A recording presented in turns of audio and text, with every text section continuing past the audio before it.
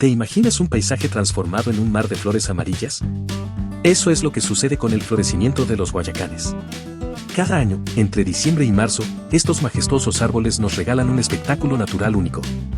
Sus flores doradas cubren completamente sus ramas, creando una vista impresionante que parece sacada de un sueño. El florecimiento de los guayacanes es breve pero espectacular, durando solo unos pocos días, generalmente entre 4 y 10 días, después de las primeras buenas lluvias de cada año.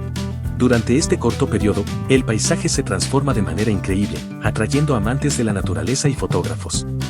No te pierdas esta maravilla de la naturaleza. Sigue disfrutando de la belleza de los guayacanes y comparte este momento mágico. Síguenos y no te lo pierdas.